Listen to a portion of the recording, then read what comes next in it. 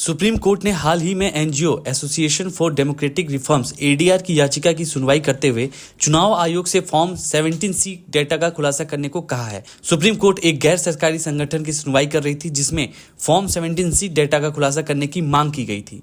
मामले में मुख्य न्यायाधीश DY चंद्रचूड़, न्यायमूर्ति JB पारदीवाला और न्यायमूर्ति मनोज मिश्रा की अध्यक्षता वाली पीठ ने चुनाव आयोग का प्रतिनिधित्व कर रहे वकील अमित शर्मा से यह सवाल किया कि फॉर्म 17C डेटा का खुलासा करने में क्या आपत्ति है।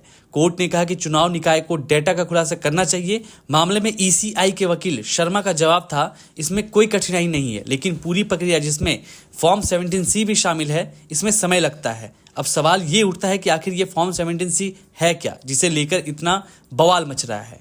कंडक्ट ऑफ इलेक्शन रूल्स 1961 के तहत कुल मतदाता और कुल वोटर्स का डेटा दो फॉर्म में भरा जाता है, पहले फॉर्म 17A और दूसरा फॉर्म 17C। किसी भी मतदाता को मतदान की परमिशन देने से पहले पोलिंग ऑफिसर फॉर्म 17A में वोटर का इलेक्टोरल रोल नंबर दर्ज कराता है। इसके बाद फॉर्म 17C उस समय भरा जाता है जब पोलिंग बंद हो जाती है। कंडक्ट ऑफ इलेक्शन रूल्स 1961 के नियम 49S के मुताबिक मतदान समाप्ति पर प्रिसाइडिंग ऑफिसर फॉर्म 17C में दर्ज वोटों का लेखा जोखा तैयार करेगा।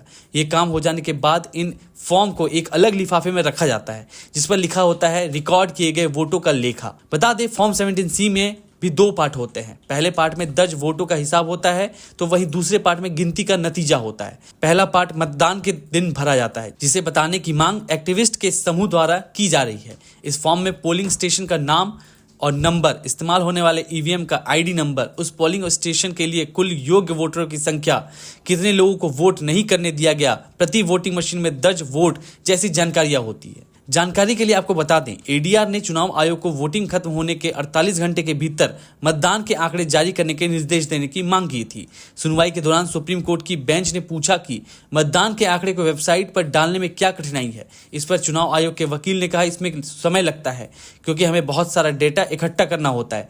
वहीं 26 अप्रैल को सुप्रीम कोर्ट ने मतपत्रों की वापसी और EVM पर संदेह की ADR की याचिका को खारिज कर दिया था। एसोसिएशन फॉर डेमोक्रेटिक रिफॉर्म्स ने वोट प्रतिशत बढ़ाने का हवाला देते हुए इलेक्ट्रॉनिक वोटिंग मशीनों को बदलने की आशंका जताई थी।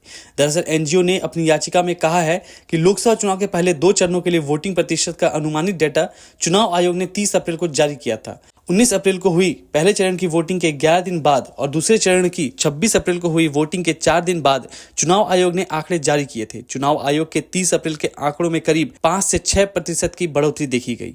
बता दें कि चुनाव आयोग के सीनियर वकील मनिंदर सिंह ने इस बात पर जोर दिया कि आयोग के सीनियर अधिकारियों ने NGO के वकील प्रशांत भूषण के साथ सभी संदेशों का जवाब दिया है।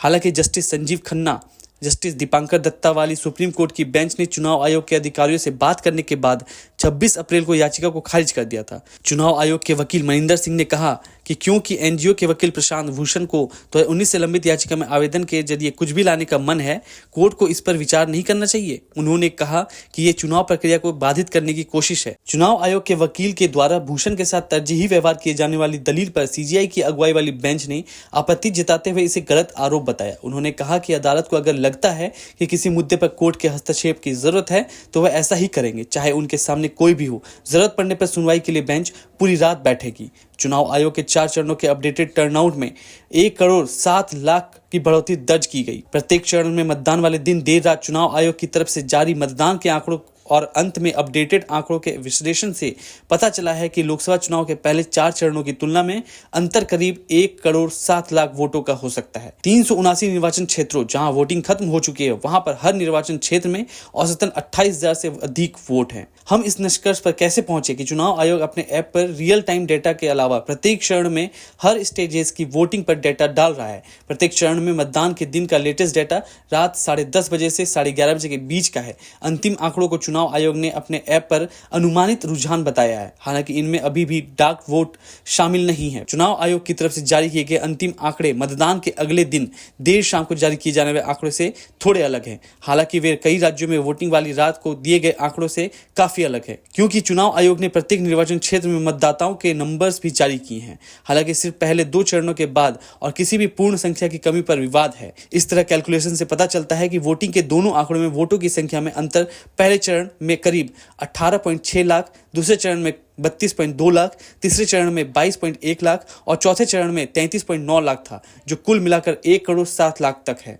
वोटों की संख्या में सबसे बड़ा अंतर आंध्र प्रदेश में देखा गया। यहां पर 4.2% नंबर 17.2 लाख वोटों में बदल गए। लोकसभा चुनाव के प्रत्येक चरण में वोटिंग प्रतिशत डेटा जारी करने को लेकर कांग्रेस अध्यक्ष मल्लिकार्जुन खड़गे ने सवाल उठाए थे। हालांकि चुनाव आयोग ने इसका खंडन किया है। विपक्ष ने सवाल उठाया है कि चुनाव आयोग ने अंतिम मतदान प्रतिशत जारी करने में कई दिन लगा दिए और हर चरण के बाद डाले गए वोटों की संख्या का खुलासा नहीं किया, जैसा कि पिछले लोकसभा चुनाव में किया गया था। हालांकि चुनाव आयोग के अधिकारियों ने मतदान डेटा जारी करने में किसी भी देरी से इनकार किया है।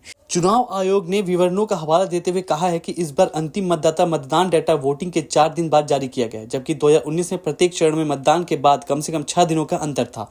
इसके अलावा 2019 में भी अंतिम मतदान का डेटा मतदान के प्रत्येक चरण के बाद प्रेस कॉन्फ्रेंस में दिए गए आंकड़ों से ज्यादा था। पहले चरण का डेटा 11 दिनों के बाद जारी करने पर चुनाव आयोग के अधिकारियों ने कहा कि 66.1% मतदान का आंकड़ा 66% मतदान के जैसा था, जो कि 21 अप्रैल की रात को चुनाव आयोग के वोटर टर्नआउट ऐप में बताया गया था। वास्तव में मतदान के अगले दिन बताई गई संख्या और दूर दराज से बूथों से भी विवरण आने और सभी 4 चरणों के लिए चुनाव आयोग द्वारा जारी किए गए अंतिम आंकड़ों में बहुत अंतर नहीं है। चुनाव आयोग ने इस बार प्रेस कॉन्फ्रेंस आयोजित नहीं की है और सिर्फ प्रतिशत के रूप में वोटर टर्नआउट का विवरण देते हुए बयान जारी कर रहा है। चुनाव आयोग ने साफ कहा है कि पोल डेटा में हेरफेर नहीं किया जा सकता, जिसका पूर्व चुनाव आयुक्त ने पुरजोर समर्थन किया है। पूर्व चुनाव आयुक्त अशोक लवासा ने कहा, सिस्टम में वोटर टर्नआउट के आंकड़ों में हेरफेर करने की कोई गुंजाइश नहीं है। पहले भी अंतिम मतदान डेटा मतदान के दिन जारी आंकड़ों से बदला गया है, क्योंकि इसे अपडेट किया जाता है। हालांकि उन्होंने कहा कि चुनाव आयोग को चेतावनियों के साथ सटीक डेटा सार्वजनिक डोमेन में डालने में संकोच नहीं करना चाहिए। इसे साझा करने में क्या बुराई है, इससे कोई नुकसान कैसे हो सकता है। उन्होंने कहा कि अधिक पारदर्शिता का मतलब अधिक विश्वास है। और आप हमसे जुड़े रहने के लिए सब्सक्राइब करें YouTube पर, फॉलो करें Twitter पर और लाइक करें Facebook पर। और ज्यादा जानकारी के लिए आपको टाइप करना होगा सिर्फ न्यूज़ नशा।